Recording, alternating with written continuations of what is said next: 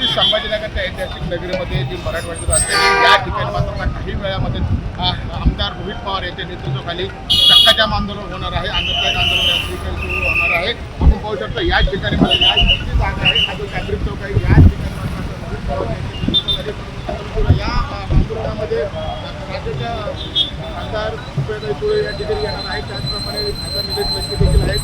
हर्षवर्धन सपकाळ आहेत. अनेक नेते शशिकांत शिंदे देखील या ठिकाणी उपस्थित राहणार आहेत.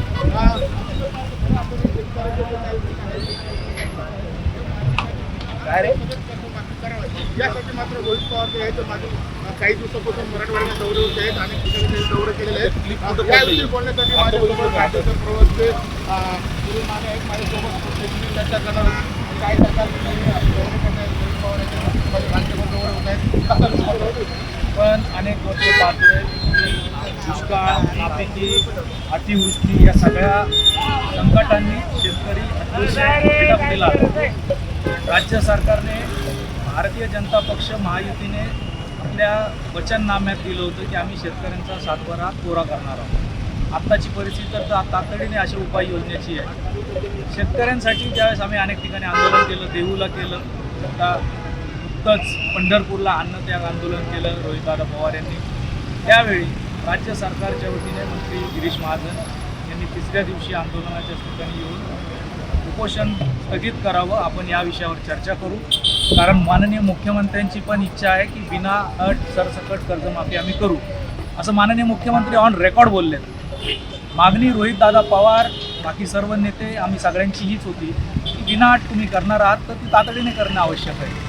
त्यासाठी मुख्यमंत्री आणि यांनी फार वेळ घालवू नये.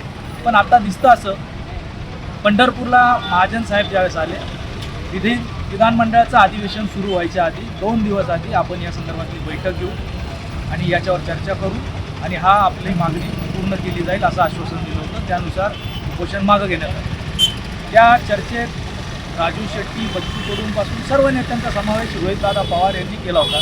ते त्याची यादी दिली होती.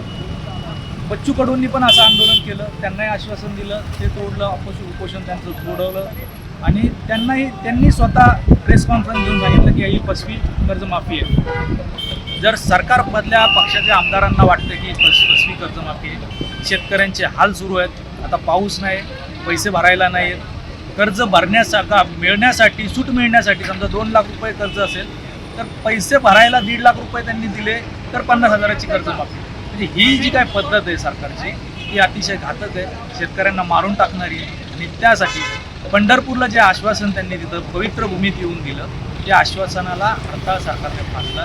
त्यामुळे हे आश्वासन पाळणारं सरकार नाही. त्यामुळे परत आंदोलनाची वेळ येते. उलट सरकारचीच भूमिका असायला पाहिजे की तुम्ही आंदोलनं करू नका, आम्ही चर्चेला तयार आहोत. पण चर्चेला तयार असण्याचं आश्वासन दिलेलं तेही पाळत नाही सरकार. याचा अर्थ असा आहे की सरकारला कर्जमाफी करायची नाही. त्यामुळे आम्हाला आज संभाजीनगरच्या या पवित्र भूमीत आंदोलन करावं लागतं. आज या संदर्भात आमच्या राष्ट्रीय कार्याध्यक्षा सुप्रियाताई सुळे, प्रदेश अध्यक्ष शशिकांत शिंदे साहेब, राजेश टोपे साहेब, अनिल देशमुख साहेब आणि शिवसेना आणि काँग्रेसच्याही नेते मंडळी कार्यकर्ते आज आंदोलन केले. आम्ही या शेतकऱ्यांसाठी रोहितदादा पवारांनी जो एल्गार सुरू केला आहे तो शेवटपर्यंत नेण्याचा पाठोपाठ प्रयत्न करणार आहोत. त्यांना न्याय मिळवून देण्याचा. आणि सरकारनेच दिलेलं आश्वासन सरकार पूर्ण करत नाही हे आम्ही लोकांना दाखवतो. आणि ग्रामीण भागात शेतकऱ्यांनी संवाद साधला आहे. मात्र आश्वासन दिलं त्या आशापोटी शेतकऱ्यांनी कर्ज भरलं नाही. त्यामुळं आता फार कोरमडलं आहे आणि शेतकरी उपाय आपला काय शेतकऱ्यांकडे पैसाच नाही भरायला. सरकार म्हणते की तुम्हाला 50,000 रुपयाची सूट पाहिजे असेल तर 1 लाख 1.5 लाख तुमच्यावर ॲडिशनल कर्ज आहे. 1.5 लाखाचं असेल तर 1 लाख रुपये भरा. शेतकऱ्यांना आता खायला पैसे नाही, विद्यार्थ्यांची त्यांची मुलं त्यांना शिक्षणासाठी पैसे नाही, कसल्याच गोष्टींसाठी पैसा उपलब्ध नाही. त्यांनी कुठनं आता म्हणजे ते मूळ कर्ज भरायला दुसरं कर्ज काढायचं. आता परिस्थिती अशी आहे की पीक विम्याचा जो विषय सरकारने सांगितलं होतं की 5,000 कोटी रुपये आमचे वाचले, हे सगळे बदलले नियम म्हणून. 5,000 कोटी रुपये सरकारने शेतकऱ्यांसाठी वापरले पाहिजेत ना. मग ही सरसकट कर्जमाफी द्यायला काय प्रॉब्लेम आहे? जर तुमचे असे सेव्हिंग झाले, पैसे वाचले, शेतकरी तुम्ही म्हटलात तसं राज्यात आता विदर्भात, मराठवाड्यात ज्या स्थिती असतात आपण बघतो पाऊस बंद आहे किंवा कुठंच पाऊस पडत नाही. रोहितदादा पवार यांनी मराठवाड्याचा सगळा दौरा केला आणि आज आंदोलन इकडे केले. 8 दिवस सगळीकडून फीडबॅक असा आहे की शेतकरी आता पेरणी योग्य पण त्याच्याकडे काय परिस्थिती राहिली नाही. जर त्याला बियाणं घ्यायला पैसे नसतील कुठलं कर्ज फेडणार आहे, कुठलं पैसे तुम्ही म्हणता त्याचे कुठून देणार? त्याला पैसा तर पाहिजे ते शेतकऱ्याच्या हातात, तो असला तर मग पुढच्या चर्चा होती. बरं, मला सांगा हे आंदोलन किती दिवस चालणार?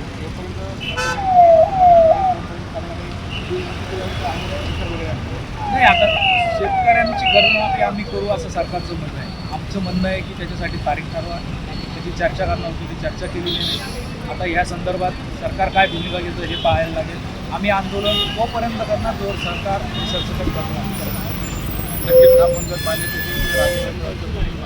जोपर्यंत सरकार सरसकट कर्जमाफी देणार नाही तोपर्यंत हे आंदोलन जे आहे ते आता सुरू चालणार आहे. आणि रोहित पवार यांनी जे काही वक्तव्य केले की ही दिंडी आता सुरुवात झालेली आहे, ही दिंडी ग्रामीण भागापर्यंत पोहोचणार आहे आणि लोकांनी शेतकरी राजा मायबाप सरकार त्यांना त्याची संपूर्ण कर्जमाफी देते तोपर्यंत आंदोलन असं सर्व आपल्याचं वक्तव्य देखील एकूण जर पाहण्यात आज या ठिकाणी आंदोलन होणार आहे आणि या आंदोलनाचे सरकार काय दखल घेते हे देखील पाहणं एवढं महत्त्वाचं ठरणार आहे.